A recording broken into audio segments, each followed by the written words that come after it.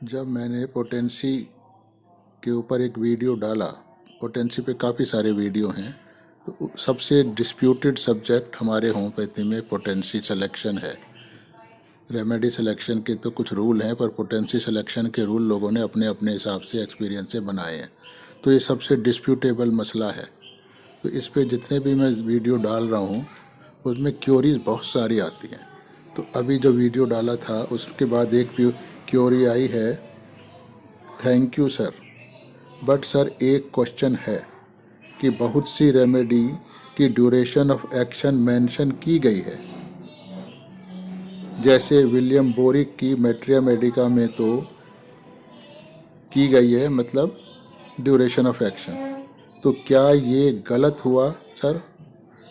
क्योंकि बोरिक तो authentic book है, बुक तो हमारी सारी ऑथेंटिक ही हैं। डॉक्टर कैंट की है, टेलर की है, क्लार्क्स की है, रॉबर्ट्स की है, बहुत सारी बुक्स हैं जो बहुत ऑथेंटिक हैं, जिनको पढ़कर हम बड़े हुए हैं, जिनको पढ़ के हमने होम्योपैथी सीखी है। अब आप समझिए, होम्योपैथी निकालने वाले डॉक्टर हनुमान, उनको फॉलो करने वाले, उस प्रिंसिपल्स पे चलने वाले हमारे बहुत बड़े बड़े स्टॉलवार्ड्स, पर ये सब ह्यूमन बीइंग्स हैं, ह्यूमन बीइंग्स, और ह्यूमन बीइंग हमेशा एरर कर सकता है। तो इन्होंने जो कुछ अपने अनुभव से क्लिनिक पे सीखा, उसके हिसाब से इन्होंने अपनी बुक्स लिखी हैं। अब क्लिनिक पे जब सीखता है आदमी, तो वो ज़रूरी नहीं है कि सब कुछ ठीक हो। जिस ढंग से वो प्रिस्क्रिप्शन देता है, क्यों, उस ढंग से उसका रिजल्ट आता है, उसी ढंग से उसकी ऑब्जर्वेशन होगी, तो उसी ढंग से आगे वो बुक्स लिखेगा। तो जो मान लो जिन्होंने, कुछ ने 1x 2x दवाइयाँ चूज की हैं, कुछ ने थोड़ी हाई पोटेंसी चूज की हैं सिलेक्शन करने में, जैसे डॉक्टर कैंट वगैरह हैं, कुछ ने मदर टिंचर्स यूज किए हैं, कुछ ने 1x 2x 3x potency use की हैं। तो इसलिए सबका एक्शन तरीका अलग है। कुछ ने माइंड सिम्टम को लेके दवाई दी थी, कुछ ने सिर्फ ऑर्गन सिम्टम को लेके दवाई दी थी, कुछ ने जर्नल फिजिकल लिए थे, कुछ ने सब कुछ मिक्स लिया। तो इसलिए रिजल्ट सबके अलग अलग हैं, इसलिए सबके अनुभव अलग अलग हैं, इसलिए सब ने अपनी अपनी बुक्स में सब अलग अलग लिखा है, पर उन सब के हिसाब से वो ऑथेंटिक है। अब क्योंकि वो तो जा चुके हैं, वो अपनी बुक्स को कॉन्ट्राडिक्ट करना या उसका सलूशन देने के पोजीशन में नहीं है। तो अब हम जब होम्योपैथियाँ देख रहे हैं, तो ये देख रहे हैं कि भाई जो फिजिकल पे देते हैं दवाई, उनकी दवाई उनको बार बार रिपीट करनी पड़ती है। जो मेंटल पे देते हैं हमारे जैसे लोग, उनको रिजल्ट बिल्कुल अलग होता है।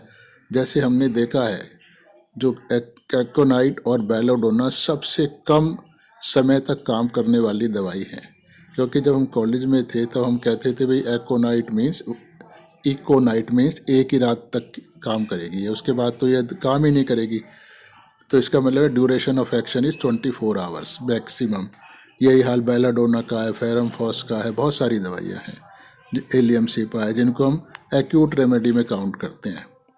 परंतु जब हम इस मेंटल सिम्टम के हिसाब से दवाई दे रहे हैं, mental state of the patient, तो हम देखते हैं कि एकोनाइट जैसी दवाई हम कैंसर में भी देते हैं, और वो कॉन्स्टिट्यूशनल साबित होती है, यानी उसके कैंसर को भी रिकवर करा लेती है। बेलाडोना ल्यूकोडर्मा केसेस को ठीक कर लेती है, जॉइंट पेन्स को ठीक कर लेती है, RA पॉजिटिव को नेगेटिव बना लेती है, बड़े बड़े ट्यूमर को ख़त्म रिजॉल्व कर लेती है।